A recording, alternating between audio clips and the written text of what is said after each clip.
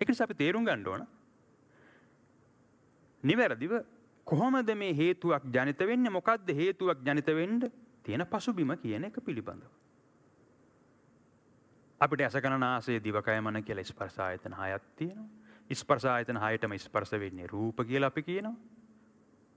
රූප හැදිලා තින්නේ පඨවි ආපෝ තේජෝ වායෝ මහා භූත හතරෙන්. එතකොට අපේ ඇස කන නාසය දිවකය මන කියන ස්පර්ශ ආයතන 6කට රූපයක් ස්පර්ශ වෙනකොට දැන් මේ ස්පර්ශ වෙන රූපය පිළිබඳව අපි යම් අදහසක් ගන්න ඕන. අදහසක් ගන්න ඕන. ඒ අදහසක් ගන්න යනකොට තමයි අපි මේ සංසන්දනයේට මැනීමට මුලාවීමට අහු වෙන්නේ.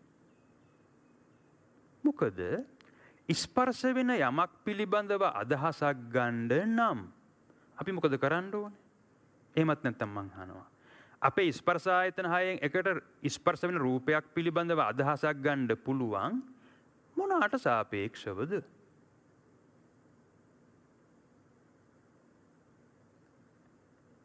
මේ ස්පර්ශ ආයතන 6න් අපි මීට කලින් විඳලා තියෙන එකතු කරගෙන තියෙන තොරතුරු සම්භාරයට සාපේක්ෂවයි. ඒකට තමයි බුදුහාරෝ කියන්නේ ආසව පුදිය කියලා.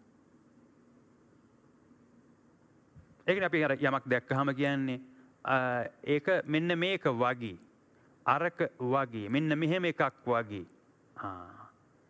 එතකොට එතන යමකට සාපේක්ෂවයි අපි කියන්නේ අදහසක්.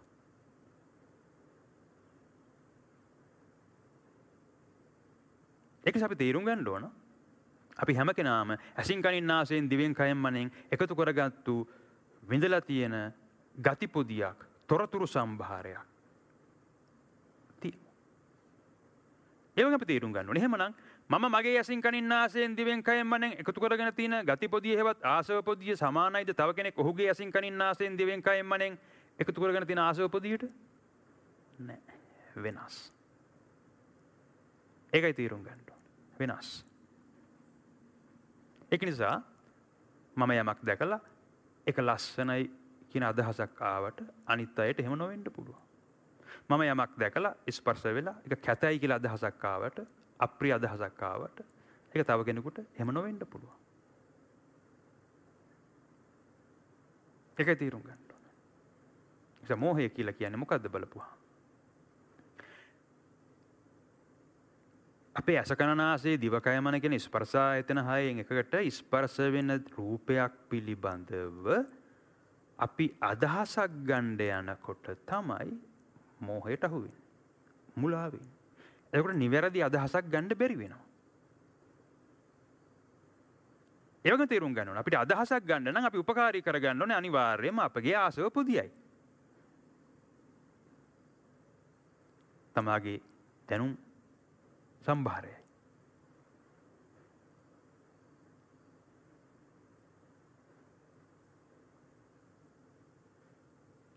අපි උදාහරණයක් ගන්න ඕන.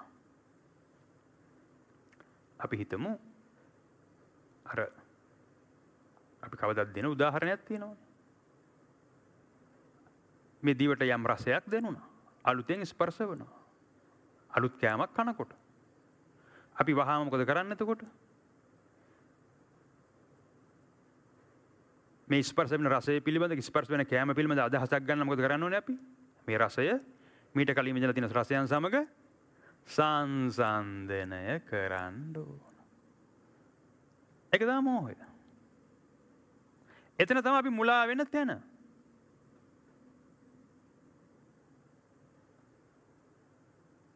සංසන්දනය කරලා අපි යනවා ප්‍රියාන්තයට.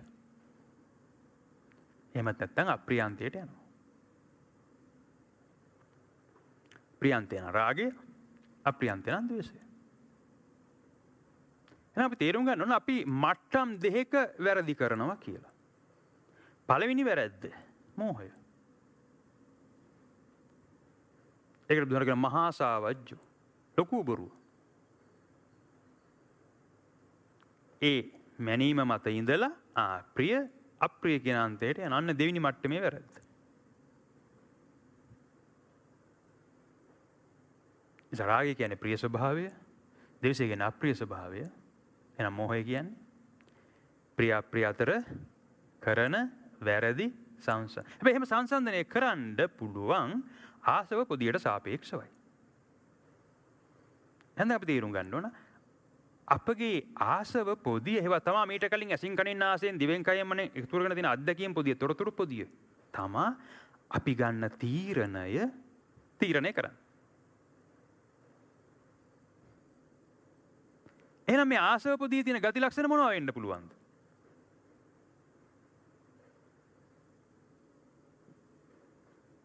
අපි මොන වගේ දේවල්ද එකතු කරගෙන තියෙන්නේ? දැන් අපිට උදාහරණයක් දෙන්න මොන වගේ දේවල්ද අපේ සිතේ ගැඹුරින් තැම්පත් වෙලා තියෙන්නේ? අපි මීට කලින් එකතු කරගත්තු දේවල්. එකතු කරගෙන තියෙන මොනවා කියලාද? අපි හොඳින් බැලුවොත් නිච්ච සුඛ අත්ත. අන්නේ සංකල්පය මතයි අපි ඒව එකතු කරගෙන තියෙන්නේ.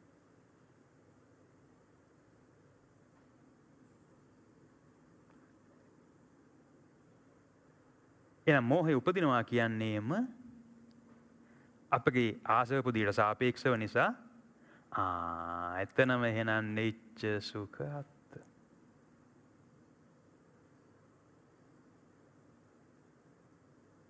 ඒකයි තේරුම් ගන්න ඕන. අපි තේරුම් ගන්න ඕන සංසන්දනය කියන ක්‍රියාකාරකම. ඒක තමයි මනෝමය ක්‍රියාකාරකම.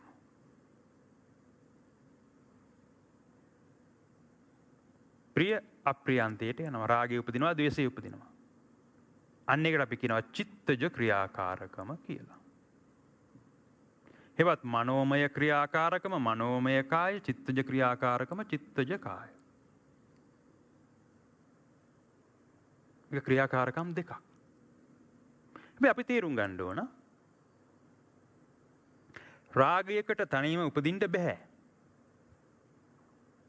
මෝහය තියෙන්න ඕන. ද්වේෂයකට තනියම උපදින්න බෑ. මෝහය තියෙන්න ඕන. ඒ වගේම අපි තේරුම් ගන්න ඕන. එහෙනම් දැන් අපිට තේරුණා.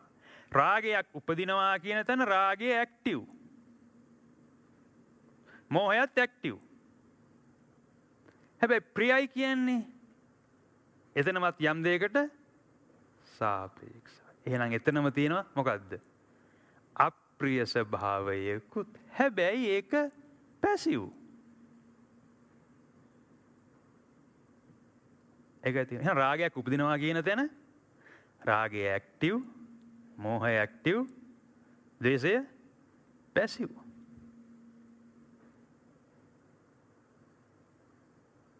ඒ වගේමයි ද්වේෂයක් උපදිනවා කියන තැන ද්වේෂය ඇක්ටිව්, මෝහය ඇක්ටිව්, හැබැයි රාගය තියෙනවා පැසිව්.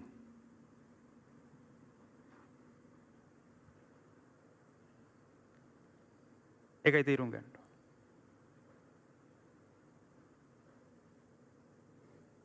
අනේ නම් හේතු තුන පිළිබඳ අදහසක් තියෙන්න ඕන. ඒ නිසා මෝහයක් උපදිනවා කියන දේ මොකද වෙන්නේ කියන එක තේරුම් ගන්න ඕන අපි. ඒතන තමයි බුදුහාර විග්‍රහ කරන්නේ මෙන්න මෙහෙම. මනෝ පුබ්බංගමා ධම්මා මනෝ සෙට්ටා මනෝමය මනසා චේ පදුට්ටේ. අන්න දැන් ඔය විග්‍රහ කරන්නේ අපි අර ඇස කන නාසය දිවකය මන කියන ස්පර්ශ ආයතන හයෙන් රූපයක් ස්පර්ශ වෙලා පටිච්ච වීමක් සිද්ධ වෙනවා නම් දැන් එතන මොකද වෙන්නේ කියලා. එවත් කර්ම චක්‍රයේ ආරම්භය. අන්න සංසන්දනයට යනවා මෝහය උපදිනවා.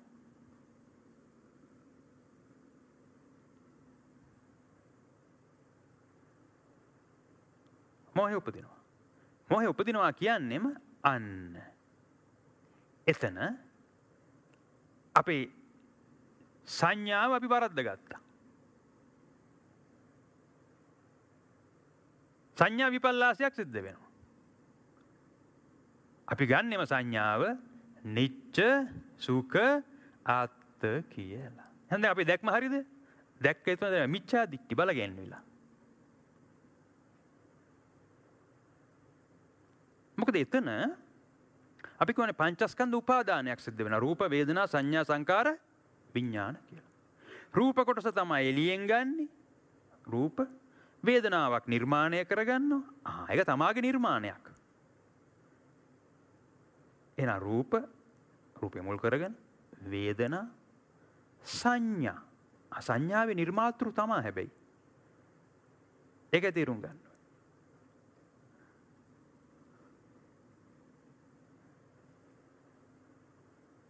එතකොට සංඥාව එක නිච්ච සුඛත් එක්ක එක ප්‍රිය අප්‍රිය අන්තයට අරගෙන යන්නේ අපි. අන්න එහෙනම් රූප වේදනා සංඥා අන්න දැන් ඔන්න ඔය ඉඳලා අපි ක්‍රියා කරන්න යනවා. සංඛාර මනෝ සංඛාර වචී සංඛාර කාය සංඛාර. තවත් විග්‍රහ කළොත් ඉදිරියට ගිහිල්ලා පුඤ්ඤාභි සංඛාර අපුඤ්ඤාභි සංඛාර අනිඤ්ඤාභි සංඛාර. ඒක තේරුම් ගන්න. එතනම එහෙනම් අපි තුල ඉපදිලා තියෙන්නේ විකෘති ඥාන ශක්තියක්. අන්න එහෙනම් රූප වේදනා සංඥා සංකාර විඥාන පංචස්කන්ධ උපාදානයක්. අන්න එතනම තමයි මෙන්න මේ පංචස්කන්ධ උපාදානය කියන එකට තමයි අපි මේ සත්වයේ ආරෝපණය කරන්නේ. එතන තමයි මමත්වය. විකෘති මමෙක් බිහි වෙන තැන, මඤ්ඤතාවයේ බිහි වෙන තැන, අස්මිමානයේ බිහි වෙන තැන. අන්න බුදුහාර විග්‍රහ කරනවා මනෝපුබ්බංගමා ධම්මා. මනෝපුබ්බංගමා ධම්මා මනෝසෙට්ටා මනෝමය. ඒ කියන්නේ අපිට තුන්දොරක් තියෙනවා. මේ තුන්දොරේ ප්‍රධානියා මූලිකයා පෙරගමන්කරු අන දෙන්නා තමයි මන. මන තමයි පෙරගමන්කරු. එමනම් මනෝපුබ්බංගමා ධම්මා මනෝසෙට්ටා මනෝමය. ඉස්සෙල්ලාම මන පදුට්ට වෙන්න ඕන. මන පදුට්ට වෙනවා. චිත්තේ පදුට්ට වෙනවා. එහෙමනම් මනසා චේ පදුට්ටේ. මේක තමයි එහෙනම් මනෝමය ක්‍රියාකාරකම. මනෝමය කාය.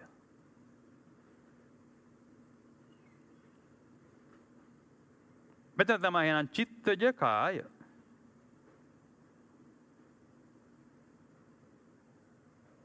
බුදුහාම කාය තුනක් විග්‍රහ කරනවානේ. මනෝමය කාය, චිත්තජ කාය. ඇත්තෙම අපි සිංහලෙන් කියන සිත තමයි මේ තියෙන්නේ. ඊට පස්සේ අපි ශරීර කූඩුවෙන් කරන ඉතුරු කොටස. ඒක තමයි කාර්යමය කාය. ඉතින් අපි තේරුම් ගන්න ඕන අපිට බුදුහාර විග්‍රහ කරනවා අපි ළඟ තුන්දොරක් තියෙනවා කියලා. කොහොමද තුන්දොර? සිංහලෙන් කිව්වොත් සිත, වචනය, ක්‍රියාකාරකම්. ඒක විග්‍රහයක්. තවත් විදිහකට විග්‍රහ කරනවා. අපි තුන් ආකාරයක ක්‍රියාකාරකම් කරනවා. මනෝමය ක්‍රියාකාරකම, චිත්තජ ක්‍රියාකාරකම සහ කාර්යමය ක්‍රියාකාරකම.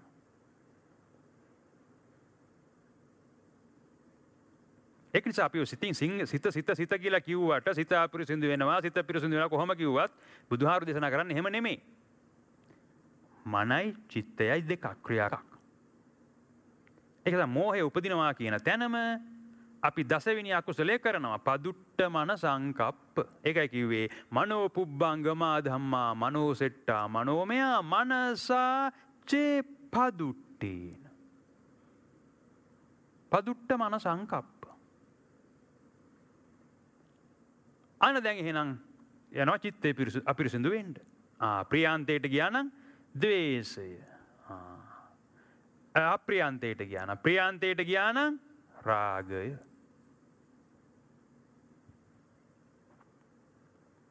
අන්න එහෙනම් රාගය අභිවර්ධනය වෙනවා කියන්නේ ආයතන 8 වෙනි අකුසලයයි. අභිජ්ජාලු හෝති. අභිඉච්ඡාව ඇති වෙනවා. මේ සිතේ උපදින කැමැත්ත අපි ගැඹුරු කැමැත්තක් කරගන්න. අන්න ප්‍රියාන්තයට යනවා. ද්වේෂයක් උපදිනවා කියන්නේ අපි අප්‍රියාන්තයට යනවා නම් අන්න එක තමයි ව්‍යාපාදය. මේවා තමයි අපි මේ සිතින් කරන සිංහලෙන් කිව්වොත් සිතින් කරන අකුසල් තුන. අපි දස අකුසලයක් කරනවානේ. සිංහලෙන් කිව්වොත් සිතින් අකුසල් 3යි, වචනෙන් අකුසල් 4යි, ශරීර කූඩුවෙන් අකුසල් 3යි. ඔක්කොම අකුසල් 10යි. ඒකයි තේරුම් ගන්න ඕන. අකුසල් 10යි. ඒ වගේ අපි තේරුම් ගන්න ඕන. මේ 8 වෙනි අකුසලය හෝ 9 වෙනි අකුසලය තනියම සිද්ධ වෙන්න බෑ. අපි කියවනේ මොහේ මුල් වෙන්න ඕන කියලා. 10 සිද්ධ වෙන්න ඕන. 10 වෙනි අකුසලය සිද්ධ වෙන්න ඕන. ඒ වගේ අපි තේරුම් ගන්න ඕන 9යි 8යි දෙකම සිද්ධ වෙන්න බෑ එකවර. එක්ක ප්‍රිය එක්ක අප්‍රිය. එහෙනම් අපි තේරුම් ගන්න ඕන 8 වෙනි අකුසලයේ සිද්ධ වෙනවා කියන තැන 10යි 8යි සිද්ධ වෙන්න ඕන. අන්න එහෙමනම් මනසා චේ පදුට්ටේන ප්‍රියන්තයට ගියාන. 9 වෙනි අකුසලයේ සිද්ධ වෙන්න බෑ තනියම 10යි 9යි සිද්ධ වෙන්න ඕන. අන්න එහෙමනම් මනසා චේ පදුට්ටේන අප්‍රියන්තය. මෙන්න මේක තීරුම් ගන්න ඕන. අන්න එහෙමනම් මනසාචේ පදුට්ටේන මොකද වෙන්නේ දැන්? බහසති. වචනය අපිරිසිදු වෙනවා. කරෝති. ක්‍රියාකාරකම අපිරිසිදු වෙනවා. අන්න එහෙමනම් තුන් දොරින්ම කර්මය බිහි කරගන්නවා. මේක තමයි කර්ම චක්‍රය. කර්මය බිහි කරගන්න ක්‍රමවේදී. එහෙමනම් දැන් මෙහි ප්‍රතිඵලයක් වශයෙන් අපිට මේ දුක් පැවැත්මක් පවත්වාගෙන යන්න වෙනවා. එක්සම මේ සමස්ත බුද්ධ දේශනාවෙම තියෙන්නේ කර්ම චක්‍රය විග්‍රහ කරලා මේ කර්ම චක්‍රයේ මිදී නිදහස් වෙන ක්‍රමවේදය විග්‍රහ කරලා ධර්ම චක්‍රය. තීනි දුෂ්චරිතය විග්‍රහ කරලා තීනි දුෂ්චරිතයේ මිදී නිදහස් වෙන එහෙම තේරුම් ගත්තත් හරි. අපි තේරුම් ගන්න ඕන තුන් දොර ඉස්සෙල්ලාම අපිරිසුදු වෙන්නේ කොහෙද කියලා. මන. ඊට පස්සේ චිත්තය. ඊට පස්සේ එහෙමනම් වචනය. තවදුරටත් ගියොත් ක්‍රියාකාරකම. ඒකයි තේරුම් ගන්න ඕනේ.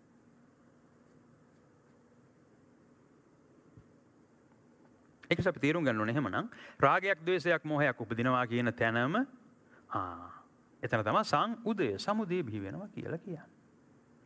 අන්න එහෙනම් එතන රූප මුල් කරගෙන අපි ආමිෂ වේදනාවක් විඳිනවා. සුඛං සෝමනස්සං, දුක්ඛං දෝමනස්සං, අදුක්ඛම සුඛං. එහෙනම් රූප වේදනා, සංඥා, සංකාර හෙවත් ඔක්කොම සංකාර විග්‍රහ කරන්න පුළුවන් දස අකුසලයෙන්.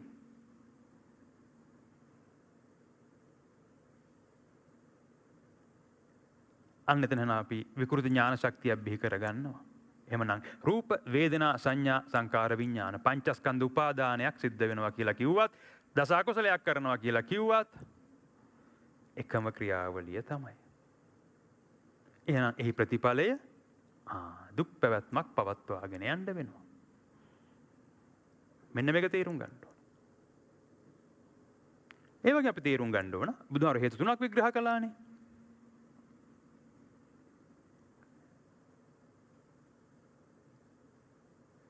බුදුහාර විග්‍රහ කරන සමුදය කොහොමද සංඋදේ වෙන්නේ කොතන සමුදේ උදේ වෙන්නේ කියලා. සංඋදේ වෙන ආකාරය. යන් ලෝකේ පිය රූපං සාත රූපං. යන් ලෝක කිව්වේ මොනවද? ලෝක 6යි. චක්කු, ඇස කන නාසය දිව කය මන. චක්කු ලෝක, සෝත ලෝක, ගාන ලෝක, ජීවා ලෝක, කාය ලෝක, මනෝ ලෝක. පිය රූපං සාත රූපං. එහෙනම් රාගය. එත්තේසා තණ්හා උප්පජ්ජමාන උප්පජ්ජති එත්ත නිවිසමාන නිවිසති. එතන උපදිනවා තණ්හා අනුසය. හැබැයි හොයාගත්ත හේතු තුනක් තියෙනවා කියලා දුකට. එහෙමනම් යන් ලෝකේ ද්වේෂය උපදිනවා නම් අප්පිය රූපං. අන්න එතන අසාත රූපං. එත්තේසා තණ්හා නෙමේ පටිඝ. පටිඝ අනුසය බිහි වෙනවා.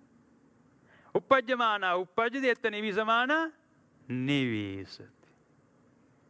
එන මොහයක් උපදිනකොට යන් ලෝකේ පිය අප්පිය රූපං සාත අසාත රූපං එත්තේසා අවිජ්ජා උප්පජ්ජමානා උප්පජ්ජති එත්ත නිවීසමානා නිවීසති. මෙන්න මේක තේරුම් ගන්න ඕන. හේතු තුනක් ජනිත වෙන බව. ඒක නිසා රාගයක්, ද්වේෂයක්, මෝහයක් උපදිනවා කියන තැන අන්න එහෙමනම් අනුසය බිහි වෙනවා. රාගය නිසා තණ්හානුසය, ද්වේෂය නිසා පටිඝානුසය, මෝහය නිසා අවිජ්ජානුසය. දැන් මේ අනුසය උපදිනකොට තුන් ආකාර වුණාට මේ අනුසය අධ්‍යාත්මයේ තැම්පත් වෙනකොට, අධ්‍යාත්මිකයේ ඇතුළට යනකොට ඇතුළේදී අනුසය හත් ආකාර වෙනවා. දිට්ඨානුසය, විචිකිච්ඡානුසය, කාමරාගානුසය, පටිඝානුසය, මානානුසය, භවරාගානුසය, අවිජ්ජානුසය. ඒ අනුසය වශයෙන් තේරුම් ගන්නවා නම් ඒ වගේම තවත් විදිහට තේරුම් ගන්න පුළුවන් ආසව වශයෙන් මේ අනුසය ආසව වශයෙන් තැම්පත් වෙනවා. ආසව වර්ග හතරක් බුදුහාර විග්‍රහ කරනවා. දිට්ඨාසව, කාමාසව, භවආසව, අවිජ්ජාසව. එකම දේ තවත් විදිහකට තේරුම් ගන්න පුළුවන්. රාගයේ, ද්වේෂයේ, මෝහයේ උපදිනවා කියන තැන මොකද වෙන්නේ? මේ සංයෝජන සකස් වෙනවා. මේ බැම්ම අලුතෙන් ගැට ගහ ගන්නවා. දස සංයෝජන සකස් වෙනවා. සක්කාය දිට්ඨි, විචිකිච්ඡා, සීලබ්බත පරාමාස, කාමරාග, පටිඝ, රූපරාග, අරූපරාග, මාන, උද්ධච්ච, අවිද්‍යාව. දස සංයෝජනම අලුතෙන් සකස් කර ගන්නවා. අන්න එක තවත් එක විග්‍රහයක්. මේ ඔක්කොට මුල රාගය, ද්වේෂය, මෝහය. රාගය, ද්වේෂය, මෝහය උපදිනකොට මොකද වෙන්නේ කියලා තමයි විග්‍රහ කරලා තියෙන්නේ. ඉතින් බුදුහාර පෙන්නලා දෙන්නේ මේ දස සංයෝජන, එහෙමත් නැත්නම් මේ ආසව තැම්පත් වීම, එහෙමත් නැත්නම් මේ අනුසය බිහිවීම, අර සිත පිරිසුදු කරගන්න මෙන්න මේ ධම්මානුධම්ම පටිපදාව අනුගමනය කරනකොට ඒවා ක්‍රමානුකූලව ඉවත් වෙනවා, අයින් වෙනවා. සෝතාපන්න ඵලයේදී කොටසක් අයින් වෙනවා. සකදාගාමි ඵලයේදී තව කොටසක් අයින් වෙනවා. අනාගාමි ඵලයටපත් වෙනකොට තව කොටසක් අයින් වෙනවා. අරිහත් ඵලයටපත් වෙනකොට තව කොටසක් අයින් වෙනවා. අන්න එතන තමයි සියලුම දස සංයෝජන වලින්ම මිදී නිදහස් වෙන්නේ. එතකොට අපි තේරුම් ගන්න ඕන ඉස්සල්ලාම කෙනෙක් මේ ධම්මානුධම්ම පටිපදාව අනුගමනය කරනවා, හැවත් සම්මා දිට්ඨියටපත් වෙනවා, හැවත් සෝතාපන්න ඵලයටපත් වෙනවා කියන තැන අන්න ඔහුට තියෙනවා මිදී නිදහස් විය යුතු සංයෝජන තුනක්. සක්කාය දිට්ඨි, විචිකිච්ඡිතා, සීලබ්බත පරාමාස. අපි ඒවට තමයි කියන්නේ දිට්ඨි සංයෝජන කියලා. නිසා මේ ප්‍රතිපදාව යමෙක් අනුගමනය කරයිද අන්න එහෙමනම් දිට්ඨි සංයෝජන වලින් මිදී නිදහස් වෙන්න ඕන. අපි ඒක තමයි කිව්වේ. අද බලමු අපි කොහොමද මේ දිට්ඨි සංයෝජන කැඩෙන්නේ, කොතනද කොහොමද ඒවා කඩන්නේ කියලා. කඩනවද? එහෙම නැත්නම් කැඩෙනවද? මොකද ක්‍රමවේදය? නිසා අපි තේරුම් ගන්න ඕනේ එහෙමනම් බුදුහාර පෙන්නලා දෙන්නේ අපිට ඒකයි. මේ දුක් පැවැත්මෙන් මිදී නිදහස් වෙන්න නම් කළ හැකි, කළ යුතු එකම එක ක්‍රියාකාරකම තමයි යංකින්චි සමුදය ධම්මං සබ්බන්තං නිරෝධ ධම්මං. සමුදය නිරෝධ කරන්න ඕන. රාගයේ විතරාගේ කරන්න ඕන, දේශේ විත දේශේ කරන්න, මෝහේ විත මෝහේ කරන්න ඕන. මේ ඉපදෙන රාගයෙන් වෙන් වෙන්න ඕන, ද්වේෂයෙන් වෙන් වෙන්න ඕන, මෝහයෙන් වෙන් වෙන්න ඕන. මේ වර්තමාන මොහොතේ. අර සම්බන්ධය ඇති වෙන්න දෙන්නේ, සම්බන්ධය කඩන්න ඕන. එහෙනම් සමුදය නිරෝධ කරන්න තියෙන එකම ක්‍රමය තමයි දුක්ඛ නිරෝධගාමී පටිපදාාරිය සත්‍ය හේවත් මජ්ක්‍ධිමා පටිපදා කියලා බුදුහාර විග්‍රහ කරන්නේ. විග්‍රහ කරලා තියෙනවා ආර්ය අෂ්ටාංගික මාර්ගයයි.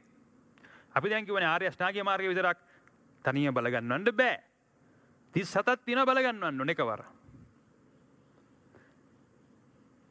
සමුදය නිරෝධ කරන වාරයක් පාසා එක අරමුණකින් එක අරමුණක් පාසා 37 බල ගැන්වෙනවා.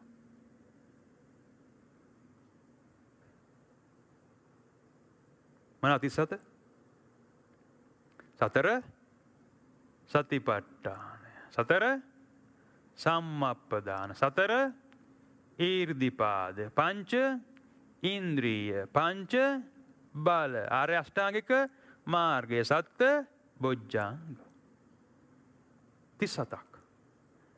නිසා මජ්ක්‍ධිමා පටිපදා හෙවත් දුක්ඛ නිරෝධගාමී පටිපදාව අනුගමනය කරනවා. මජ්ජි කියන්නේ මත් වෙනවා, මා කියන්නේ මිදී නිදහස් වෙනවා. මොනවාද මත් වෙන්නේ අපි? මේ හේතු තුනේ. රාගය මත් වෙනවා, දේශය මත් වෙනවා, මෝහය මත් වෙනවා. එතකොට තමයි ආහාර කිව්වේ මනසාචේ පදුට්ටේන භාසතිවා කරෝතිවා කියලා. දස අකුසලයක් කරනවා හෙවත් පංචස්කන්ධ උපාදානයක් කරගන්නවා. එහි ප්‍රතිඵලයක් වශයෙන් දුක් පැවැත්මක් උදා වෙනවා.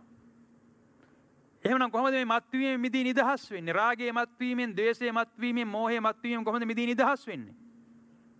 අන්නේ ප්‍රතිපදාව මජ්ක්‍ධිමා පටිපදා. බුදුහාර අපිට පෙන්වලා දෙන්නේ මේ මත්වීමෙන් මිදී නිදහස් වෙන්න නම් එකම ක්‍රමයක් තමයි තියෙන්නේ. එකම ධර්මයක් තමයි භාවිතා කරන්න. මොකද්ද එකම ධර්මය? ආර්ය අෂ්ටාංගික මාර්ගයේ බලගන්නවන්න තියෙන එකම ධර්මය මොකද්ද? ඒක තමයි ආනපාන සති සමාධි. සමුදය නිරෝධ කරන්න තියෙන එකම ක්‍රමවේදය තමයි ආනපාන සති සමාධි.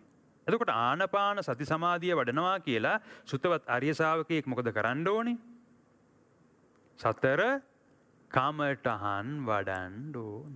සතර කමඨහන් බුද්ධානුස්සති මෙත්තාච අසුභං මරණානුස්සති. සතර කමඨහන්. ඉතිමා චතුරාර්යක බික්ඛු භාවීය සීලව. ඒක නිසා සුත්තවත් ආර්ය ශාවකයට කරන්න තියෙන දේ තමයි සමුදය නිරෝධ කරනවා කියලා. රාගේ විත රාගේ කරන්න කටයුතු කරන්න ඕන. ද්වේෂේ විත ද්වේෂේ කරන්න කටයුතු කරන්න ඕන. මෝහේ විත මෝහේ කරන්න කටයුතු කරන්න ඕන. ඒක තේරුම් ගන්න ඕන. ඒක අපි සතර කමඨහන් වඩනවා නම් අන්න එතන සමත විපස්සනා යුගනද්ද භාවනාව ඉබේටම පූර්ණය වෙනවා. එනිසා බුදුහාර අපිට පෙන්වලා දෙන්නේ සතර කමඨහන් භාවිතා කිරීමෙන් තමයි ආනපාන සති සමාධිය පූර්ණය වෙන්නේ. සතර කමඨහන් භාවිතා කිරීම තමයි මජ්ක්‍ධිමා පටිපදා හෙවත් සත්‍තිස් බෝධිපාක්ෂික ධර්ම බලගැන්වෙන්නේ.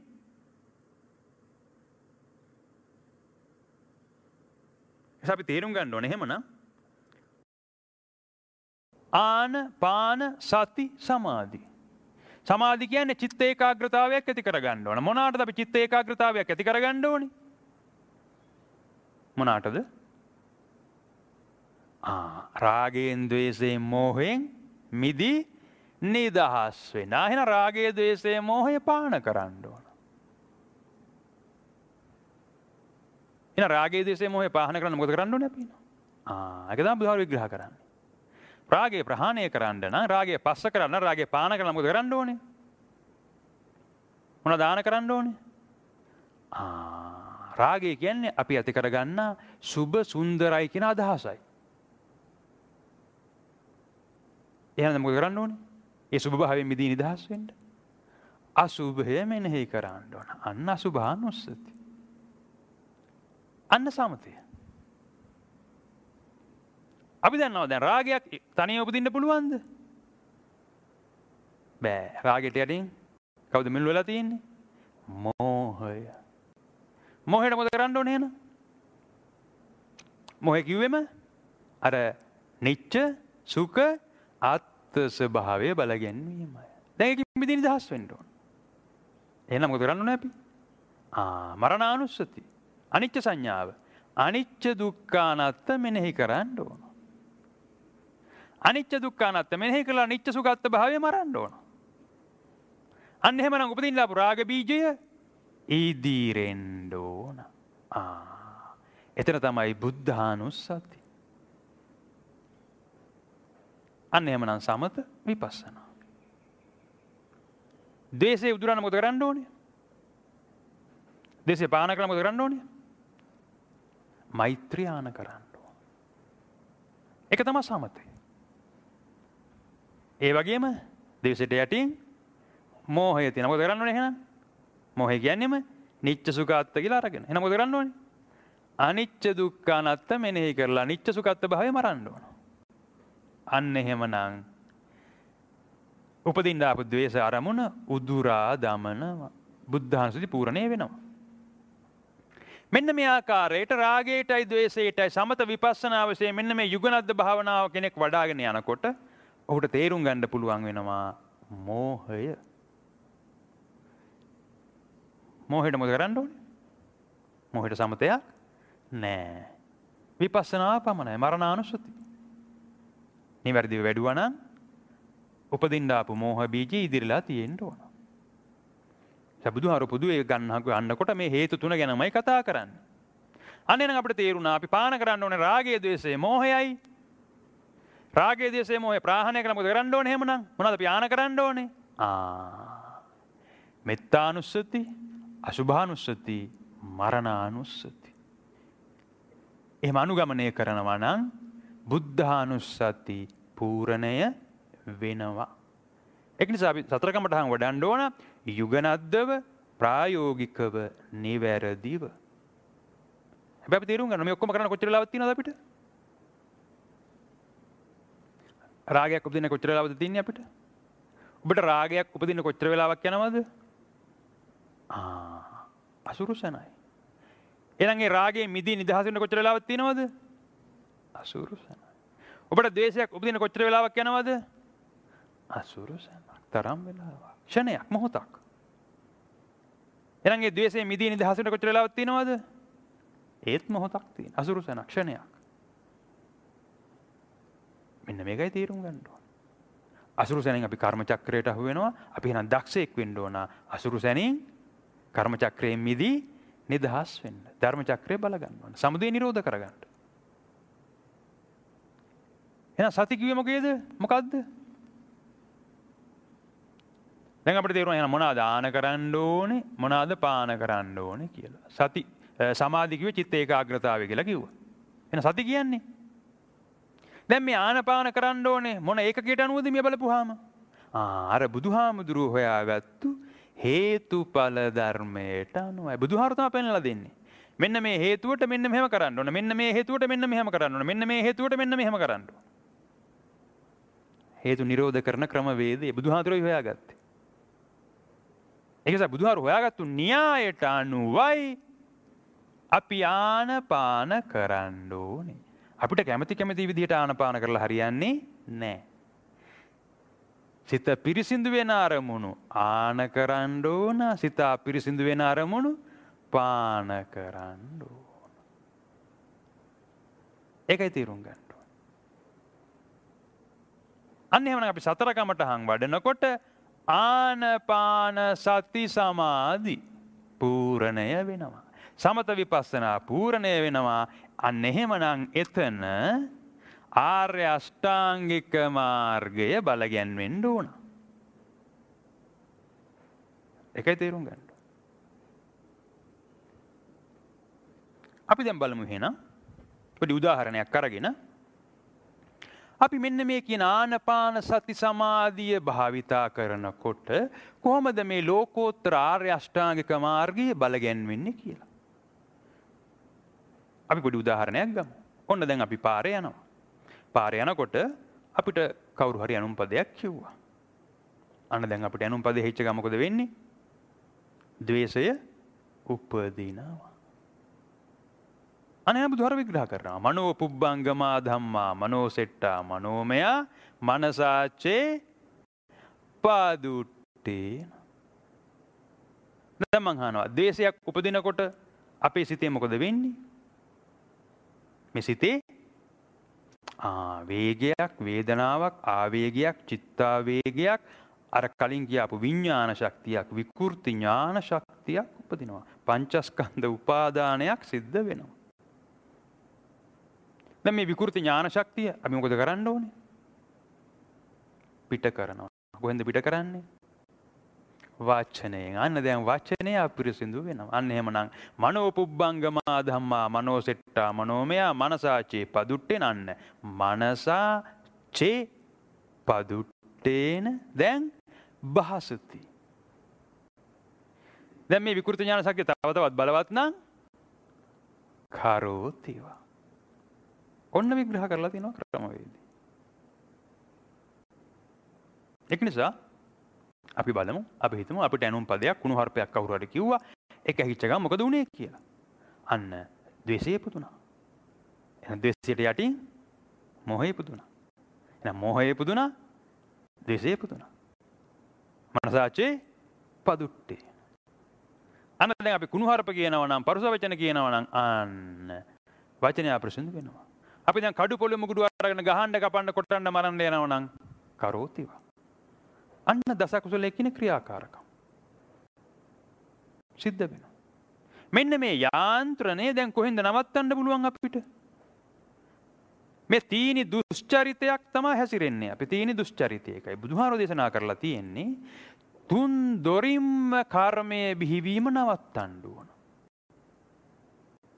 එක දොරකින් නැවතුවට හරියන්නේ නැහැ, දෙකකින් නැවතුවට හරියන්නේ නැහැ, තුනකින් නැවතුවට දෙකකින් නැවතුවට හරියන්නේත් නැහැ. තුන් දොරින්ම කර්මයේ බිහිවීම නවත්තන්න ඕන. ඒකට කිව්වා තීනි සුචරිතය කියලා. දැන් අපි තේරුම් ගන්න ඕන.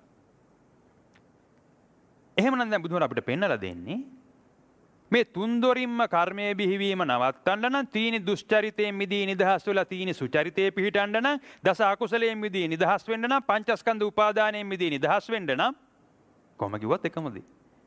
මොනා කරන්න කියලාද? සතර කමඨහන් වඩන්න කියලා.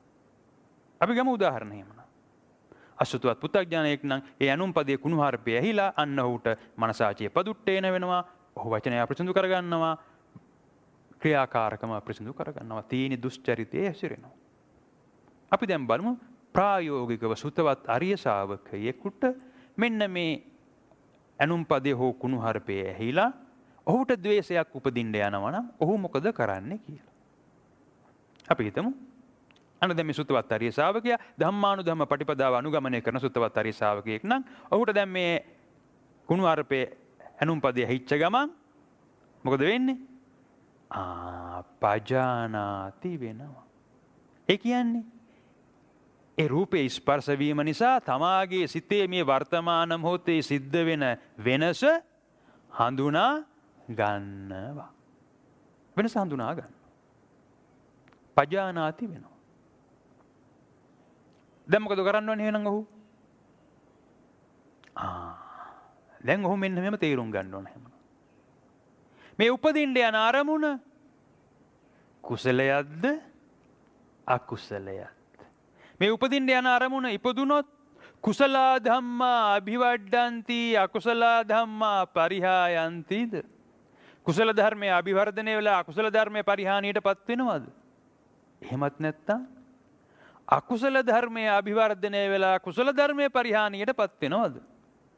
තවත් විදිහකට කිව්වොත් මේ උපදින්න යන අරමුණ කුසලයක්ද අකුසලයක්ද? කවුද තීරණය කෙරුවේ මොකද්ද කුසලයේ මොකද්ද අකුසලයේ කියලා? හේතුඵල ධර්මයට අනුවයි. බුදුහාමුදුරුවෝ විග්‍රහ කරන්නේ රාගය, ද්වේෂය, මෝහය නම් අකුසල ධර්මය. ඒකයි තීරුම් ගන්න ඕනේ. රාගය, ද්වේෂය, මෝහය නම් අකුසල ධර්ම. ඒ රාගයෙන්, ද්වේෂයෙන්, මෝහයෙන් මිදී නිදහස් වෙන කුණු සලා හරින. රාගය, ද්වේෂය, මෝහය උපදිනවා කියන්නේ කුණු එකතු කරගන්න. එහෙනම් කුණු සලා හරින කුසල ධර්මයක් භාවිතා කරන්න. ඒවට තමයි අපි කිව්වේ මෙත්තා, කරුණා, මුදිතා, උපේක්ඛා, සුභ, අනිච්චං, දුක්ඛං, විපරිණාම ධම්මං හේවත් සතර කමඨහන් කියලා. අසුභානුස්සති, මෙත්තානුස්සති, මරණානුස්සති හේවත් අනිච්ච, දුක්ඛ, අනාත්ම. අන්න කුණු සලා හරින අරමුණ. රාගය, ද්වේෂය, මෝහය කියන්නේ කුණු එකතු කරගන්න, අල්ලගන්න අරමුණ. අනියම දැන් සුත්තවත් අරිය ශාවකයා නම් ඔව් වහාම මේ වර්තමාන මොහොතේ මෙන්න මේක පජානාති වෙන්න ඕන. අන්න ඒ වගේම දැන් මේක කුසල ධම්මා අභිවඩ්ඩಂತಿ අකුසල ධම්මා පරිහායන්තිද අකුසල ධම්මා අභිවඩ්ඩಂತಿ කුසල ධම්මා පරිහායන්තිද කියන එක ගෝචර වුණා නම් අන්න ඒකට කියනවා යෝනිසෝ මනසිකාරය කියලා. ඒක තමයි තුන්වෙනි සෝතාපට්ටි අංගය. එහෙනම් මොනවාද පළවෙනි දෙක? පළවෙනි සෝතාපට්ටි අංගය මොකද්ද? කල්යාණ මිත්‍ර සම්පatti. කල්යාණ මිත්‍රෙක් මුණ ගැහෙන්න ඕන. අරියානන්ද ශාවිය, අරිය උත්තමයෙක් මුණ ගැහෙන්න ඕන. දෙක සද්ධම්ම සවන මේ ධර්මයේ ශ්‍රවණය කරගන්න ඕන. මේ දෙක උපකාරී කරගෙන ධර්මයේ උපකාරී කරගෙන ධර්මයේ ශ්‍රවණය කරලා ඒ ධර්මයේ උපකාරී කර ගැනීමෙන් තමයි යෝනිසෝ මනසිකාරය ඇති කරගන්න පුළුවන්. අන්න දැන් යෝනිසෝ මනසිකාරය ඇති කරගත්තා නම් අන්න දැන් ගෝචර වුණා. ද්වේෂයක් උපදින්නයි යන්නේ. දැන් මොකද කරන්න ඕනේ එහෙමනම්? ධම්ම අනුධම්ම පටිපදා. හතරවෙනි සෝතාපට්ටි අංගය. ධම්ම උපදින්නයි යන්නේ. එහෙනම් දැන් මොකද කරන්න ඕනේ? අනු ධම්ම උපද්දවන්න ඕන. ද්වේෂයක් උපදින්නයි යන්නේ. මොකද කරන්න ඕනේ දැන්? ඒක තමයි ධම්ම. දැන් මොකද කරන්න ඕනේ? අනු ධම්ම. හෙවත් අනුස්සතියක් කරා කරන්නේ අපි අනු ධම්ම. අනු කියන්නේ අලුතෙන් ගෙන එකට. මේ වර්තමාන මොහොතේ අලුතෙන් උපද්දවන්න ඕන. මෙත්ත අනුස්සති. අපි එහෙනම් කලේ ද්වේෂයක් උපදින්නයි යන්නේ. වහාම මෙත්තානුස්සති වැඩුවා. අන්න ද්වේෂය සමතේකටපත් කර ගත්තා. දැන් වැඩි හරිද? නෑ. ඇයි ඒ ද්වේෂයට මුල්ුනේ යට වුණු මෝහය මොකද කරන්න ඕන? නිත්‍ය සුඛත්ත භාවය මොකද කරන්න ඕනේ දැන්? උදුරන්න ඕන. අන්න එහෙනම් දැන් වහාම මරණානුස්සතිය අනිච්ච දුක්ඛ අනාත්ත අනුපස්සනා කරලා අර නිච්ච සුඛත්ත භාවයෙන් මිදී නිදහස් වෙන්න. අපි ඔච්චරයි ප්‍රායෝගිකව කළේ. අන්න එහෙනම් ද්වේෂයක් උපදින්න ආවා. අපි මොකද කළේ? මෙත්තානුස්සති වැඩුවා, මරණානුස්සති වැඩුවා. දෙක නිවැරදිව වැඩුවා නම් දැන් මොකද වෙලා තියෙන්න ඕනේ? උපදින්න ආපු ද්වේෂ බීජය ඉදිරිලා තියෙන්න ඕන. ඒකට තමයි කිව්වේ බුද්ධානුස්සති කියලා. ඒ කියන්නේ සමත විපස්සනා කියන්නේ ගල් දෙකක් නම් අපි මේ ගල් දෙකෙන් වෑයමක් දරලා වීදුරුවට ගැහැව්වා නම් දැන් වීදුරුව මොකද වෙලා තියෙන්න ඕනේ? කුඩු වෙලා තියෙන්න ඕන. අන්න ඒ වගේ. එහෙනම් අපි තීරුම් ගන්න ඕන. ද්වේෂයක් උපදින්නයි ආවේ. අපි කරපු එකම වැඩේ මොකද්ද? මෙත්තානුස්සති වැඩුවා, මරණානුස්සති වැඩුවා. ඔච්චරයි ප්‍රායෝගිකව කළේ.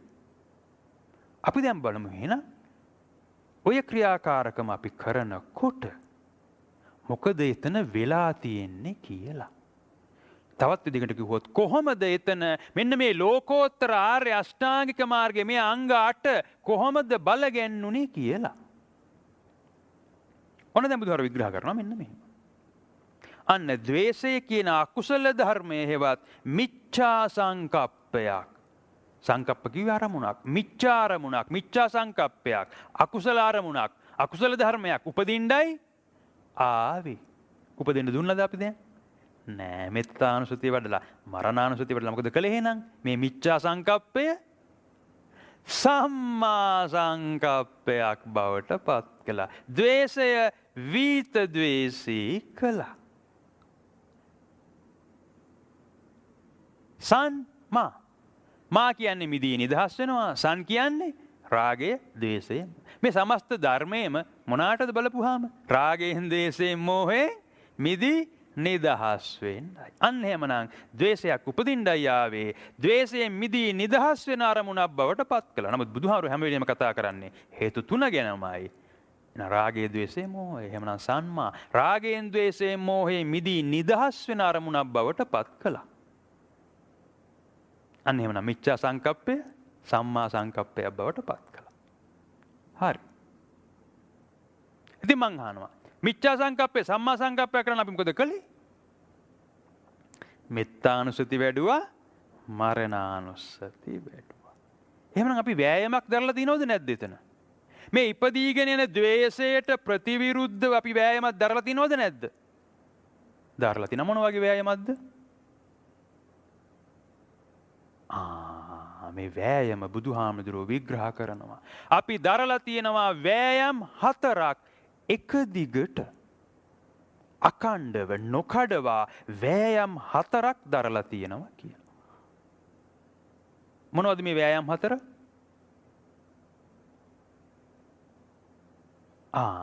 මෙන්න මෙහෙම විග්‍රහ කරනවා. නූපන් ද්වේෂය උපද්දවන්න දෙන්නේ නැතිව වෑයමක් දරලා තියෙනවා.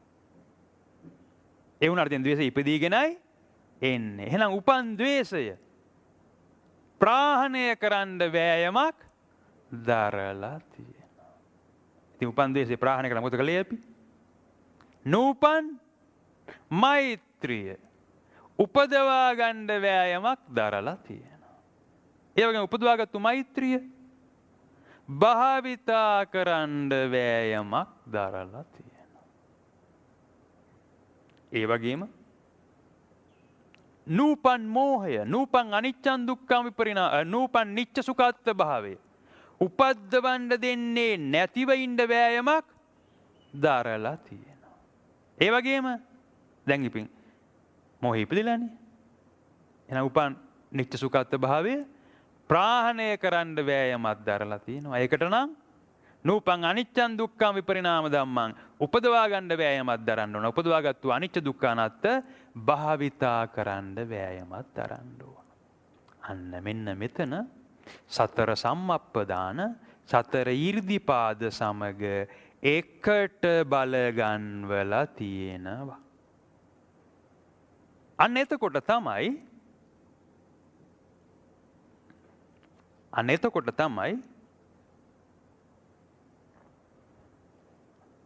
මෙන්න මේ සතර සම්මප්පදාන සතර ඊර්ධිපාද සමග එකට බල ගන්වලා තියෙනවා.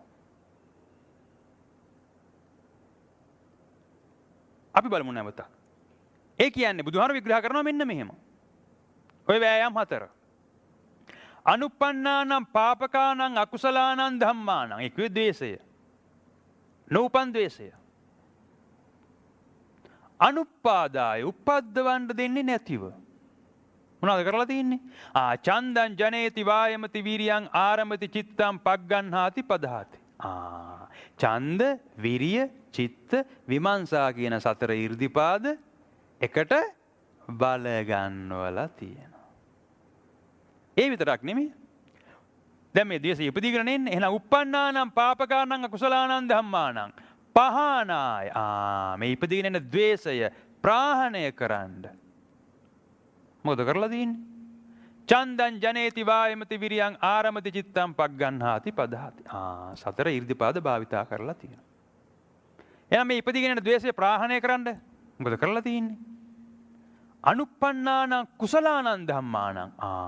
නූපන් කුසල ධර්මය, නූපන් මෛත්‍රිය උප්පාදාය උපදවා ගන්න. චන්දං ජනේති වායමති විරියං ආරමති චිත්තං පග්ගන්හාති පදාති. අන්න සතර සම්මප්පදාන භාවිතා කරලා තියෙනවා. ඒ විතරක් නෙමෙයි. ඊළඟට uppannānaṁ කුසලානං ධම්මානං උපදවාගත්තු මෛත්‍රිය, උපදවාගත්තු අනිච්ච දුක්ඛ අනාත්ත. තිතියා සම්මෝසාය භියෝ භාවය වෙපුල්ලාය භාවනාය පාරිපූර්ය. උපදවාගත්තු මෛත්‍රිය, උපදවාගත්තු අනිච්ච දුක්ඛ අනාත්ත භාවිතා කරන්න. චන්දං ජනේති වායමති විරියං ආරමති චිත්තං පග්ගන්හාති පදහති. අන්න එහෙනම් සතර සම්මප්පදාන සතර ඊර්ධිපාද සමග එකට බල ගන්නවා තියෙනවා. ඔන්න අපි දරලා තියෙන වෑයම් හතර. අන්න එතකොට තමයි මෛත්‍රිය ආන වෙනවා, ද්වේෂය පාන වෙනවා.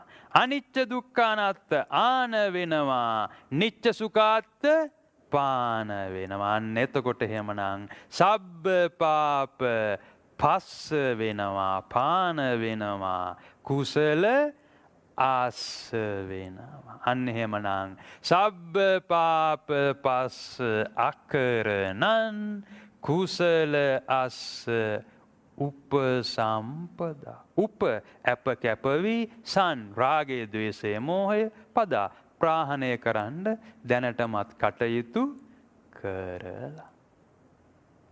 අන්න එතන එහෙමනම් ධම්ම අනුධම්ම පටිපදාව දැනටම බලගන් වලා. උපදින්නාවේ ද්වේෂය ධම්ම. මෛත්‍රිය උපදවා ගත්තා අනුධම්ම. අන්න එහෙනම් හතරවෙනි සෝතාපට්ටි අංගය. අන්න එහෙනම් යෝනිසෝ මනසිකාරය ඇති කරගත්තා. ධම්මානුධම්ම පටිපදාව අනුගමනය කළා. ඒකයි තීරුම් ගන්න ඕනේ. අන්න එහෙමනම් අපි දැන් තේරුම් ගන්න ඕන. අන්න එහෙමනම් මිච්ඡා සංකප්පය සම්මා සංකප්පයක් කරනවා කියන තැනම අපි වෑයමක් දාරලා සම්මා වායාම එතනම දැනටම බලගැන් විලා. ඉතින් අපි ඔය වැඩේ කළේ මොන න්‍යායයට මොන සිද්ධාන්තයට අනුවද? කවුද අපිට ඔහොම කරන්න කියලා කිව්වේ? දේශයක් උපදින්න දෙද්දි මෙත්තානුස්සතිය වඩන්න. ඒ දේශයට යටි මෝහය තියෙනවා. ඒ මෝහයට අනිච්ච දුක්ඛ විපරිණාම ධම්ම මෙනෙහි කරන්න කියලා කවුද කිව්වේ? මොන න්‍යායයට අනුවද? හේතුඵල ධර්මයට අනුව සත්‍ය කියන න්‍යායයට සත්‍ය කියන ඒකකයට අනුවයි. එහෙනම් මේ ඒකකේ අපි මොනවාටද භාවිතා කරලා තියෙන්නේ? රාගෙන් ද්වේෂයෙන් මෝහයෙන් මිදී නිදහස් වෙන්න. යන්න ඒකට කිව්වා සම්මා සති කියලා. එහෙනම් මිච්ඡා සංකප්පය සම්මා සංකප්පයක් කරනවා කියන තැනම සම්මා වායාම බලගැන්විලා දන්නේම නැතුව සම්මා සතිත් බලගැන්විලා. බුදුහාඳුරු පෙන්ලා දෙනවා අපි මේ වැඩේ කළා නම් අපි තුල නොදැනුවත්වම දැක්මක් බලගැන්විලා. මොන වගේ දැක්මක්ද? මේ උපදින්න යන රාගයෙන් ද්වේෂයෙන් මෝහෙන් මිදී නිදහස් විය හැකි මිදී නිදහස් විය යුතුයි කියන දැක්මක්. සම්මා දිට්ඨි. ඒ දිට්ඨිය බලගැන්විච්ච නිසා නෙමෙයි එහෙනම් අපි අර මෙත්තානුසතිය වඩලා මරණානුසතිය වඩලා තියෙන්නේ. අන්න බුදුහාරු කියනවා එහෙමනම් අපි මෙත්තානුසතිය වඩලා මරණානුසතිය වැඩුවා නම් අන්න එතන සම්මා දිට්ඨි පුබ්බංගම සම්මා දිට්ඨිය පෙරගමන් කරු වශයෙන් දැනටම කටයුතු කරලා. එහෙනම් මිච්ඡා සංකප්පේ සම්මා සංකප්පයක් කරනවා කියන තැනම සම්මා දිට්ඨිය පුබ්බංගම වශයෙන් බලගැන්විලා සම්මා වායාම බලගැන්විලා සම්මා සති බලගැන්විලා. සම්මා සංකප්පයත් සමගම සම්මා දිට්ඨිය බලගැන්විලා සම්මා වායාම බලගැන්විලා සම්මා සති බලගැන්විලා. බුදුහාරෝගේ නම ඒකට සම්මා දිට්ඨි, සම්මා වායාම, සම්මා සති, සම්මා සංකප්පය සමග බලගැන්වෙච්ච ක්‍රමයට බුදුහාරෝ කියනවා මෙන්න මෙහෙම. අනුපරිධාවಂತಿ අනුපරිවත්තಂತಿ මේක යාන්ත්‍රණයක්.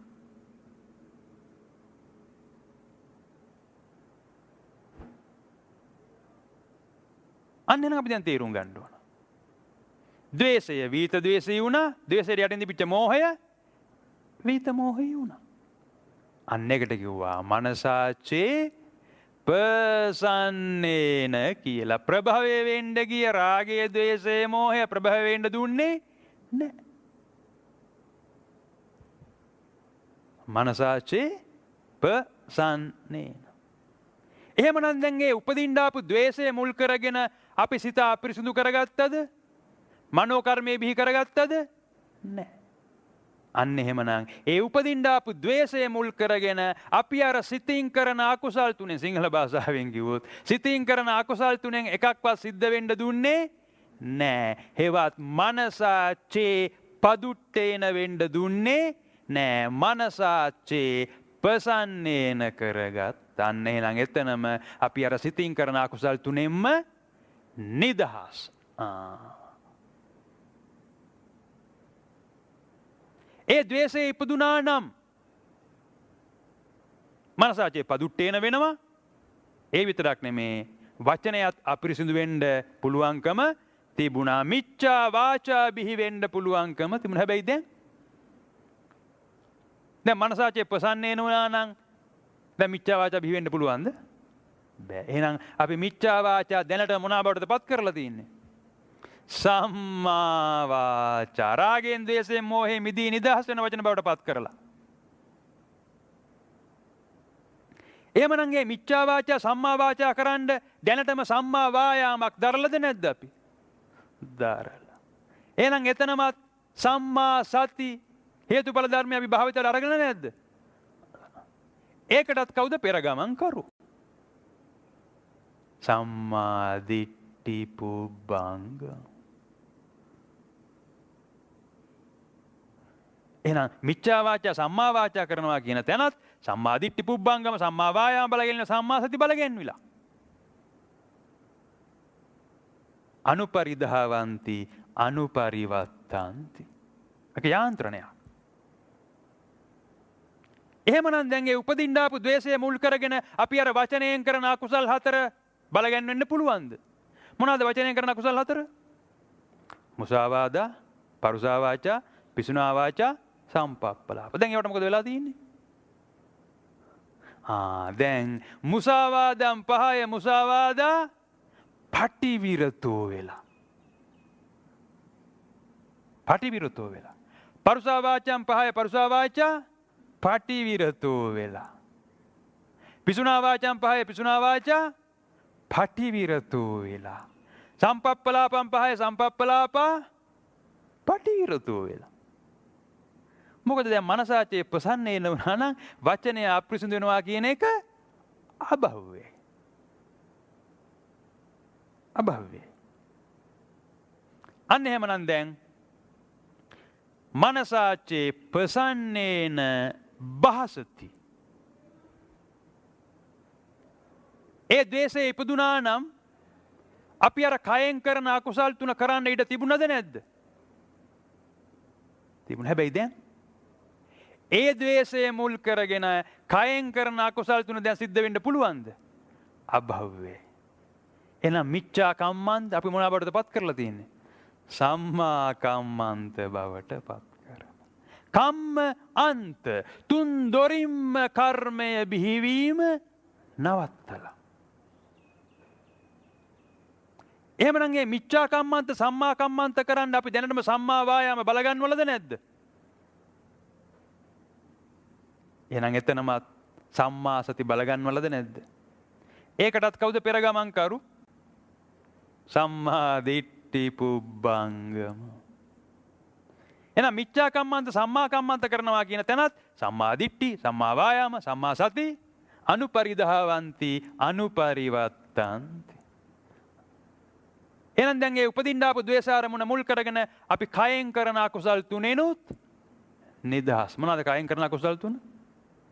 පානාතිපාතී හෝති, අදින්නාදායී හෝති, කාමේසු මිච්ඡාචාරී හෝති. දැන් ඒ තුනට මොකද වෙලා තියෙන්නේ? පානාතිපාතම් පහය පානාතිපාතා පටිවිරතු හෝති. අදින්නාදානම් පහය අදින්නාදානා පටිවිරතු හෝති. කාමේසු මිච්ඡාචාරම් පහය කාමේසු මිච්ඡාචාරා පටිවිරතු හෝති. අන්න එහෙමනම් අපි ඒ උපදින්න ආපු ද්වේෂ අරමුණ මුල් කරගෙන දස අකුසලයෙන්ම නිදහස්. තීනි දුෂ්චරිතය තීනි මොකක් බවටද පත් වෙලා තියෙන්නේ?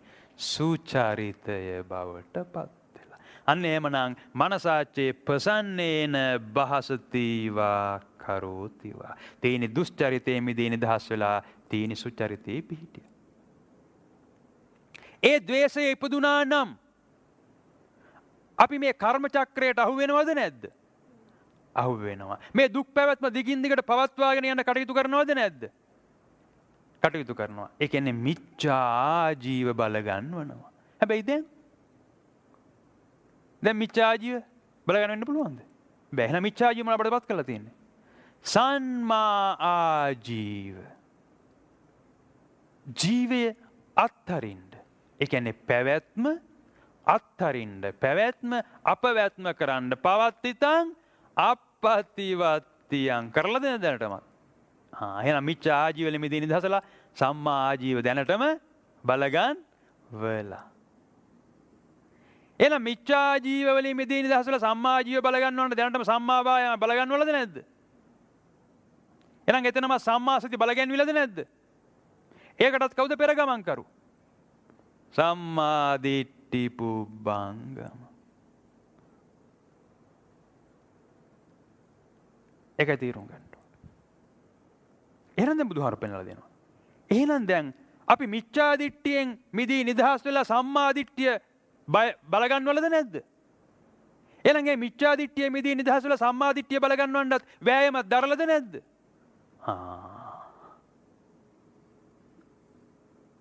එහෙනම් එතනම සම්මා සති බලගැන්විලද නැද්ද? එහෙනම් මේ මිච්ඡා දිට්ඨිය මිදී නිදහස් වෙලා සම්මා දිට්ඨිය පිහිටන්න කවුද පෙරගමන් කරු?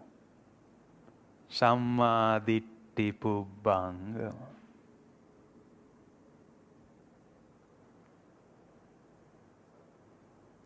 එහෙනම් දැන් මගේ විග්‍රහයට අනුව අපි මෙත්තානුස්සති වඩලා මරණානුස්සති වැඩුවා කියන තැන මම මගේ විග්‍රහයට අනුව සම්මාංග කීයක් බලගන්නවලද?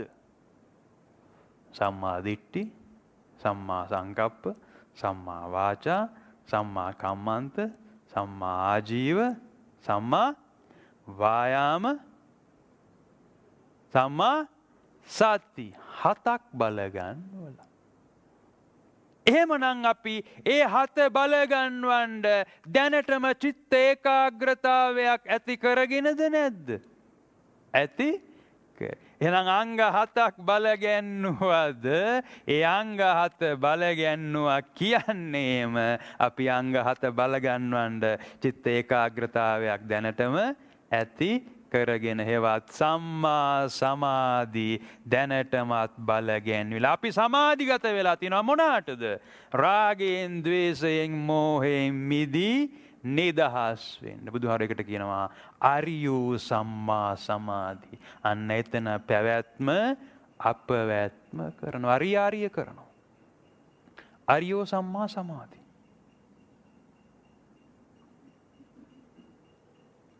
ඒකයි තේරුම් ගන්න. අරියෝ සම්මා සමාධි. අන්න එහෙමනම් මනසාච්චේ ප්‍රසන්නේන භාසතිවා කරෝතිවා. තීනි දුෂ්චරිතයෙන් මිදී නිදහස් වුණා.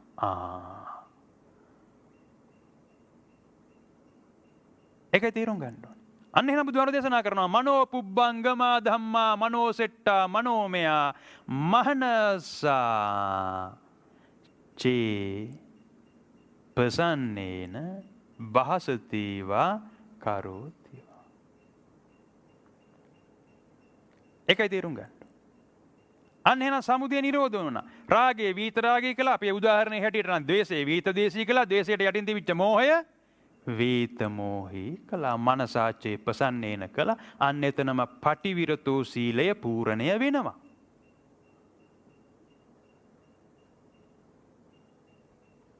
ඒකයි තේරුම් ගන්න ඕනේ. පටිවිරතෝ සීලේ පූර්ණය වෙනවා. අපි දැන් දැක්ක එහෙමනම් එක කෙලෙසයක් නිරෝධ කරනකොට කොහොමද ලෝකෝත්තර ආර්ය අෂ්ටාංගික මාර්ගය බලගැන්වෙන්නේ කියලා. අපි දැන් බලමු එහෙමනම් ලෝකෝත්තර ආර්ය අෂ්ටාංගික මාර්ගයේ බලගැන්වුණා කියන තැනම තමයි අපි අර කලින් කතා කරපු දිට්ඨි සංයෝජන දැනටමත් මොනවද වෙලා තියෙන්න ඕන? කැඩීලා තියෙන්න ඕන. අපි බලමු කොහොමද කෙල්ල තියෙන්නේ කියලා. කොහොමද කෙල්ල තියෙන්නේ කියලා. මොකද්ද සක්කාය දිට්ඨිය කියන්නේ?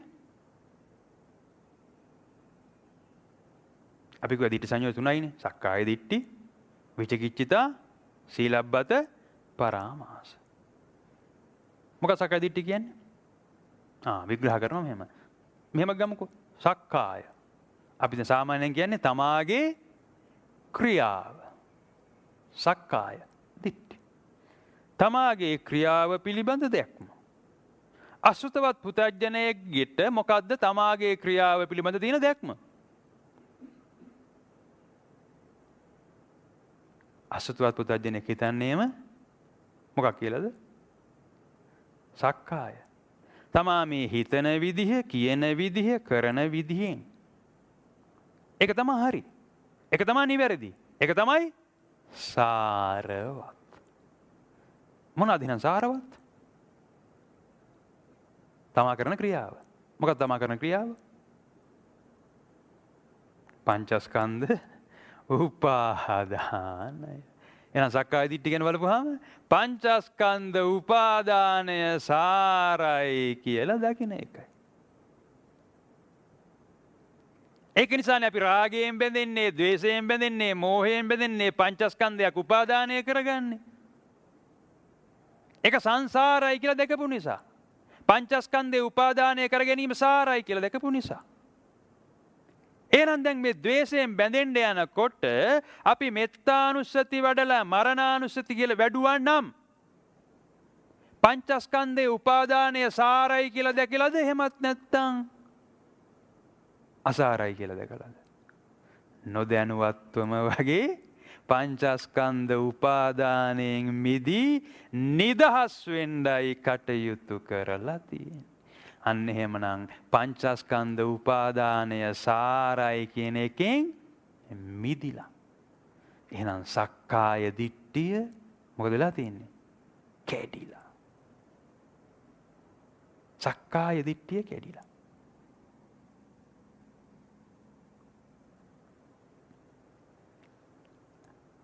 අපි වෙනදනම් ද්වේෂය උපද්දවනවා, රාගය උපද්දවනවා, මෝහය උපද්දවනවා. හෙවත් අර ඉච්ඡට පටිච්ච වෙලා මෙන්න මේ අවිද්‍යා මූල පටිච්ච සමුප්පාද ධර්මයේ බලගැන්වෙන්න දෙනවා. හෙවත් අර පංචස්කන්ධ උපාදානයක් කරගන්නවා, විඥාන ශක්තියකට ජනිත වෙන්න දෙනවා. එහෙනම් දැන් බලපුවාම ඒ විඥාන චිත්තයේ අපිරිසිදු කැමැත්තට අපි වෙනද ඉඩ දෙනවා. හිතට වහල් වෙනවා. විඥාන චිත්තයේ කැමැත්ත අපිරිසිදු කැමැත්තට ඉඩ දෙනවා. හැබැයි දැන් අපි මෙත්තානුසතිය වඩලා මරණානුසතිය වැඩුවා නම් ඒ විඥාන චිත්තයේ කිලිටි වූ කැමැත්තට ඉඩ දීලාද දැන්? නෑ. ඒකට ප්‍රතිවිරුද්ධව කටයුතු කරලා. එහෙනම් විඥාන චිත්තයේ කිලිටි වූ කැමැත්ත මොකද වෙලා තියෙන්නේ? කැඩිලා. අන්න විචිකිච්ඡා කැඩිලා. විඥාන චිත්තේ කිලිටි වූ කැමැත්ත කැඩිලා. හෙවත් විඥාන චිත්තය දැන් පිරිසිදු වෙලා. පංචස්කන්ධ උපාදානයේ මිදී නිදහස් වෙලා. වෙනදන රූප වේදනා සංඥා සංකාර විඥාන. දැන් මොකද කරලා තියෙන්නේ බලපුවාම? රූප වේදනා නිරාමිස වේදනා සංඥා අන්න අනිච්ච දුක්ඛ අනාත්ම සංඥා සංකාරයක් බිහි වෙන්න දුන්නද? විසංකාර කරලා. එහෙම නැත්නම් විඥානය බිහි වුණාද? ප්‍රඥාව බිහි වුණා. අන්න එහෙනම් දැන් රූප වේදනා සංඥා විසංකාර පඤ්ඤා පංචස්කන්ධ උපාදානයේ නිදහස්. විඥාන චිත්තේ කිලිටි වූ කැමැත්තට ඉඩ දීලා නැහැ. අන්න එහෙනම් විචිකිච්ඡිතාව කැඩුලා. කැඩිලා. අන්න එහෙනම් සක්කාය දිට්ඨිය කියන එක කැඩිලා. විචිකිච්ඡිතාව කැඩිලා. අපි දැන් අර කිව්වනේ ඉස්සෙල්ලා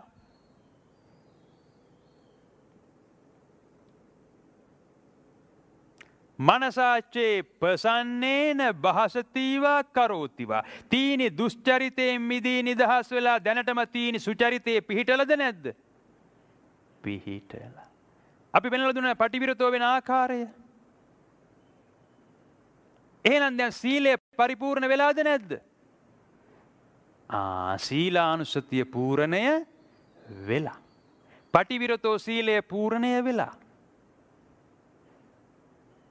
එහෙනම් දැනටම සීලබ්බත පරාමාස සිල්වත පරම ආහාරය කරගෙන ඉන්නවා කියන එක කැඩිලාද නැද්ද? සියලුම මිත්‍යා සීල වලින් කැඩිලා. දැනටම ආර්ය සීලය බලගෙන් විලා ලෝකෝත්තර සීලය බලගෙන් විලා. අන්න එහෙනම් අපි තීරුම් ගන්න ඕන අපි එක කෙලෙසයක් නිරෝධ කරනවා කියන තැන අපි කරන්නේ බොහොම සරල ක්‍රියාකාරකමක්. ඒ ක්‍රියාකාරකම කරනවා කියන තැනම ආනපාන සති සමාධිය පූර්ණය වෙනවා. ලෝකෝත්තර ආර්ය අෂ්ටාංගික මාර්ගය බලගෙන් වෙනවා. සක්කාය දිට්ඨි විචිකිච්ඡා සීලබ්බත පරාමාස කියන සංයෝජන තුන නිකම්ම ප්‍රාහණය වෙලා. ඒක බලෙන් කරන්න පුළුවන් වැඩක්ද? බෑ. අපිට කරන්න පුළුවන් දේ තමයි සතර කමඨහං වඩන එක. අන්න එතකොට සමුදය නිරෝධ කරගන්න පුළුවන් වුණා නම් බුද්ධානුස්සතිය වැඩෙන ආකාරයට මේ සතර කමඨහං නිවැරදිව ප්‍රායෝගිකව යුගනද්දව වැඩුවා නම් සමුදය නිරෝධ වෙන්න ඕන. අන්න එතන එහෙනම් ලෝකෝත්තර ආර්ය අෂ්ටාංගික මාර්ගය බලගෙන් වෙනවා. අන්න එහෙනම් තීනි සංයෝජන වලින් මිදී නිදහස් වෙනවා. ඒක නිසා සුතවත් ආර්ය ශාවකෙක් දකින්නවා මේක. සමුදය බිහි වෙන්නයි ආවේ. හැබැයි මම සමුදය බිහි වෙන්න දුන්නේ නෑ. සමුදය මොනවද කළේ? නිරෝධ කළා. අන්න එහෙනම් ඔහු සමුදය සත්‍ය දැක්කා, නිරෝධ සත්‍ය දැක්කා. ඒ වගේම ඔහු දැක්කා සමුදය නිරෝධ වෙන්න මම මොකද කළේ? ඒ කරපු වැඩේ තුල කොහොමද මේ ලෝකෝත්තර ආර්ය අෂ්ටාංගික මාර්ගය බලගෙන් උනේ කියලා දකිනවා. අන්න එහෙනම් ඔහු දුක්ඛ නිරෝධගාමී පටිපදාව දැක්කා. අන්න එහෙනම් සමුදය සත්‍ය දැක්කා, නිරෝධ සත්‍ය දැක්කා, දුක්ඛ නිරෝධගාමී පටිපදා සත්‍ය දැක්කා. ඔහුට දැන් ගෝචරයි සමුදය බිහි වුණා නම් මෙහෙම මොකද වෙන්නේ? අන්න කර්ම චක්‍රයට අහු වෙනවා, දුක් පැවැත්මට අහු වෙනවා. හැබැයි දැන් දුකෙන් නිදහස්. අන්න එහෙනම් දැනටමත් ඔහු දුක්ඛ සත්‍ය දැකලා, සමුදය සත්‍ය දැකලා, නිරෝධ සත්‍ය දැකලා, නිරෝධගාමී පටිපදා සත්‍ය දැකලා. ඔහු දැනටමත් චතුාර්ය සත්‍ය දැකලා. සම්මා දිට්ඨියටපත් වෙලා. අන්න එහෙමනම් ඉදං දුක්ඛන්ති යතා භූතං පජානාති, ඉදං දුක්ඛ සමුදයන්ති යතා භූතං පජානාති, ඉදං දුක්ඛ නිරෝධෝති යතා භූතං පජානාති, ඉදං දුක්ඛ නිරෝධගාමී පටිපදාය යතා භූතං පජානාති. අන්න මාර්ගය දැකලා මං පස්සති. එකයි තේරුම් ගන්න ඕන. ඒක නිසා ඔහුට දැන් මේක ගෝචරයි කියන්නේ. අන්න එහෙනම් ඔහු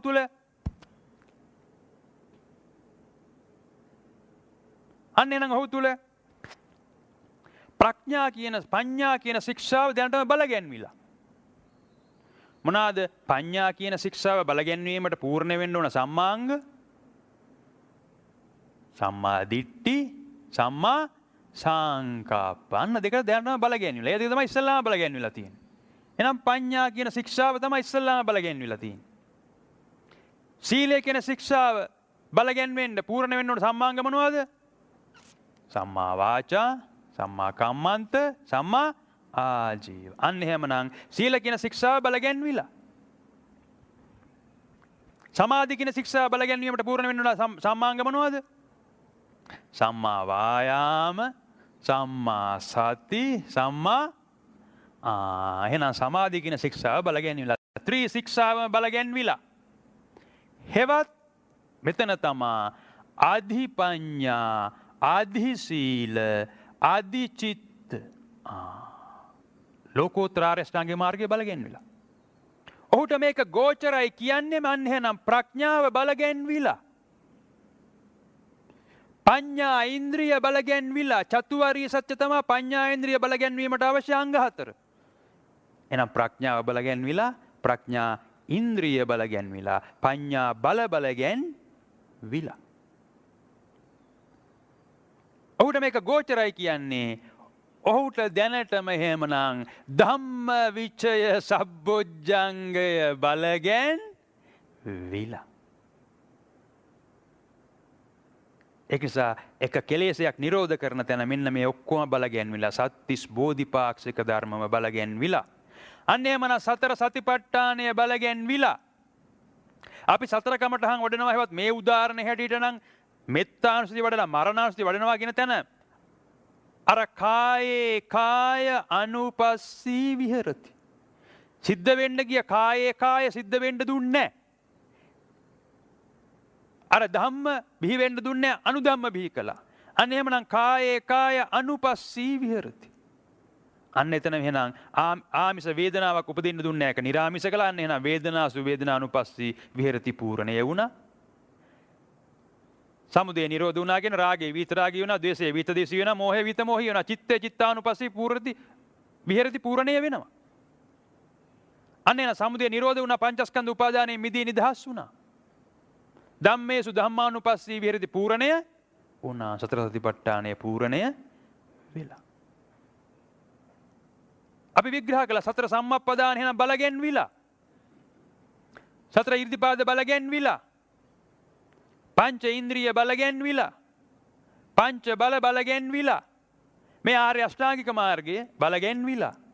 ඒ වගේම සත්බොජ්ජංගත් නොදැනුවත්වම බලගැන්විලා. එහෙනම් එක කෙලෙසයක් නිරෝධ කරනවා කියන තැන සත්‍තිස් බෝධිපාක්ෂික ධර්මම බලගැන්විලා. එහෙනම් මෙන්න මෙතන තමයි අපි කාලකන්නි ස්වභාවයෙන් නිදහස් වෙච්ච තැන. එහෙනම් තවදුරටත් කාලකන්නි නොවේ. එහෙනම් සමත් අසමත් ಜಾති නෙමෙයි. එහෙනම් මේ ජීවිතයේදී සමත් වුණා. මොනාටද? කෙලෙසයක් නිරෝධ කරගන්න. ඒකයි තේරුම් ගන්න. ඔබ තේරුම් ගන්න ඕන. ඔබ කාලකන්නියෙක්ද නැද්ද කියන එක පිළිබඳව. අනිත් මිනිසුන්ට කාලකන්ණි කී ඉන්න වෙලේ සැබෑ කාලකන්ණියා කවුද කියන එක තේරුම් ගන්න ඕන. සැබෑ අසමත් ජාතිය කවුද කියන එක.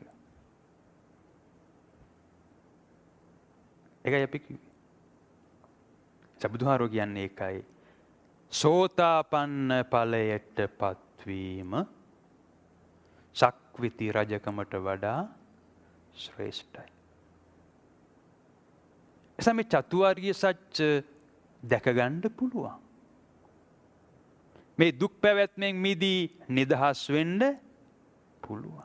මේ අවිද්‍යාවෙන් මිදී නිදහස් වෙන්න පුළුවන්. සුවචිත්තය පරිපූර්ණ වශයෙන් දපනය කරගන්න, දමනය කරගන්න, පිරිසිදු කරගන්න පුළුවන්. ඒකයි තේරුම් ගන්න. ධර්ම චක්‍රය බලගන්නවන්න පුළුවන්.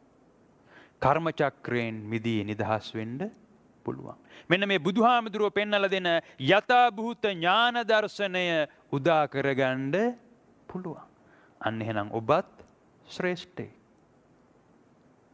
සක්විති රජකමට වඩා ඉහළයි. අන්න එහෙමනම් යමෙක් සෝතාපන්න ඵලයටපත් වුණාද ඔහුට එතෙන් පටන් සෝතාපට්ටි ඵල ආනිසංසය භුක්ති විඳින්න පුළුවන්. අනවජ්‍ය සුඛය භුක්ති විඳින්න පුළුවන්. ඒකයි තේරුම් ගන්න. ඒක හැබැයි ආයේ කවදාවත් නැති වෙන්නේ නැති සුඛයක්. උපන්දා සිට අපි ඔක්කොම කර මේ කරන කියන දේවල් ඔක්කොම කරන්නේ ඔවා කර අපි සැපයක් උදා කරගන්න තමයි උත්සාහ කරන්නේ. හැබැයි ඒ ඔක්කොම ආමිෂ සැපය කෙලවර වෙන්නේ ආමිෂ දුකින්. නමුත් බුදුහාමුදුරුවෝ පෙන්වලා දෙන මෙන්න මේ රාග බැම්මෙන් මිදී නිදහස් වීමේ සැපය, ද්වේෂ බැම්මෙන් මිදී නිදහස් වීමේ සැපය, මෝහ බැම්මෙන් මිදී නිදහස් වීමේ සැපය. නිබ්බානම් පරමං සුඛං. අනවජ්‍ය සුඛය. චතුාර්ය සත්‍ය පසක් කොට අද්දක ගැනීමේ සුවය විඳින්න පුළුවන්. ඒකයි නැති වෙන්න විදිහක් නැත. ඒකයි තේරුම් ගන්න. නිසා බුදුහාමුදුරුවෝ පෙන්වලා දෙන්නේ ප්‍රතිපදාවක්. අනුගමනීය ප්‍රතිපදාවක්, හැසිරීම් රටාවක්. අපි මේ ඉස්කෝලේ ගිහිල්ලා ඉගෙනගෙන කරගෙන උපාධිය අරගෙන ඔක්කොම කරන දේවල් වලින් අපි මොනවාද කරන්න හදන්නේ බලපුවාම අපිට අපේ ඇසකන නාසය දිවකය මන කියන ස්පර්ශ ආයතන 6 හරහා අපිට ගෝචර වෙන සීමාව වැඩි කරගන්නනේ ක්‍රියා කරන්නේ. ඒකනේ බලපුවාම වෙන්නේ. නමුත් බුදුහාමුදුරුවෝ පෙන්වලා දෙන්නේ ඒකමයි.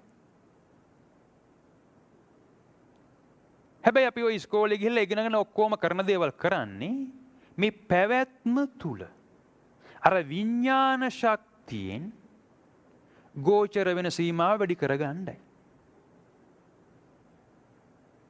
නමුත් බුදුහාමුදුරුවෝ පෙන්වලා දෙන්නේ ඊට එහා ගිය දෙයක්. ඒ පැවැත්මට මොකද පැවැත්ම තුල ඉන්න පුද්ගලයෙකුට ගෝචර වෙන්නේ පැවැත්ම තුල ක්‍රියාකාරීත්වයේ පමණයි. බුදුහාරෝ පෙන්ලා දෙන්නේ ඒකයි. මේ ලෝකෙන් ඈතර වෙන ආකාරය ලෝකෝත්තර පවත්තිතං අපපතිවත්තිය. අන්න එහෙනම් දෙපැත්තක් ගෝචරයි දැන් ඔහුට. පැවැත්මත් ගෝචරයි අපවැත්මත් ගෝචරයි. පවත්තිතං අපපතිවත්තිය.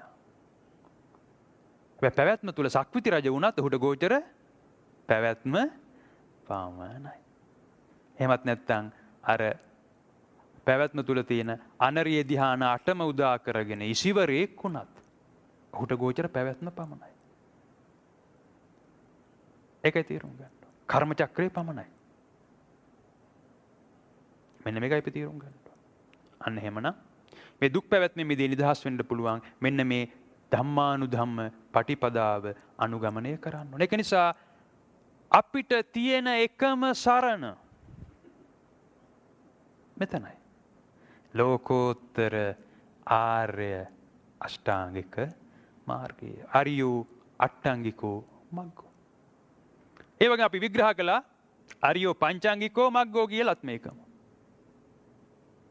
මොකද සම්මා වාචා ඒ කියන්නේ පටිවිරතෝ සම්මා කම්මන්ත කියන්නේ පටිවිරතෝ අන්න එහෙමනම් එතනම මිච්ඡා ආජීව පටිවිරතෝ වෙනවා. අපිට කියන්න පුළුවන් මෙන්න මෙහෙමත්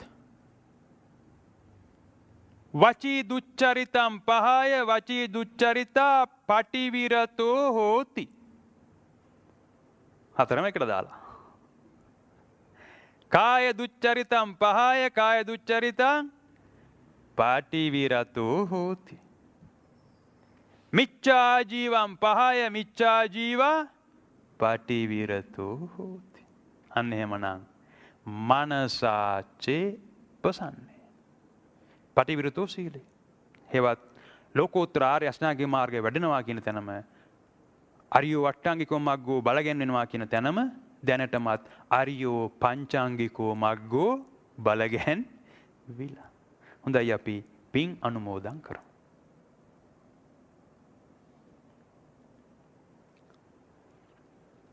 එත්තාවතා චම්මේහි සම්බදම් පුඤ්ඤ සම්පදං සබ්බේ දේවා අනුමෝදන්තු සබ්බ සම්පත්ති සිද්ධියා. එත්තාවතා චම්මේහි සම්බදම් පුඤ්ඤ සම්පදං සබ්බේ භූතා අනුමෝදන්තු සබ්බ සම්පත්ති සිද්ධියා. එත්තාවතා චම්මේහි සම්බදම් පුඤ්ඤ සම්පදං සබ්බේ සත්තා අනුමෝදන්තු සබ්බ සම්පත්ති සිද්ධියා. ඉදම්මේ ඥාතීනං හෝතු සුඛිතා හොන්තු ඥාතයෝ. ඉදම්මේ ඥාතීනං හෝතු සුඛිතා හොන්තු ඥාතයෝ. ඉදං වෝ ඥාතීනං හෝතු සුඛිතා හොන්තු ඥාතයෝ. හොඳයි දැන් කවුරුත් කල්පනා කරගන්න තමුන්ගේ සිතේ උපදින බාල සමාගම හෙවත් මේ රාග ద్వේෂ මෝහ සිතවිලි සමාගමෙන් මිදී නිදහස් වෙලා තමුන්ගේම සිතේ උපදින සතන් සමාගම හෙවත් මෙත්තා කරුණා මුදිතා උපේක්ඛා අසුබ අනිච්චං දුක්ඛං විපරිණාම ධම්මං යන අරමුණු ඇති කරගනිමි සමුදය නිරෝධ කරගනිමි යන අදිෂ්ඨානෙන් කවුරුත් වැඳගෙන මේ ඉමිනා පුඤ්ඤ කම්මේන කියන ගාථාව කියලා සමුදය නිරෝධ කර ගැනීමට අදිෂ්ඨානයක් ඇති කරගන්න. ඉමිනා පුඤ්ඤ කම්මේන මාමේ බාල සමාගමු සතං සමාගමු හෝතු යාව නිබ්බාන පත්තිය. හොඳයි හැම කෙනෙක්ම නිදුක් වේවා නිරෝගී වේවා සුවපත් වේවා චතු අරිය සත්‍ය ධර්මයම පසක් කොට අත්දැක ගනිත්වා.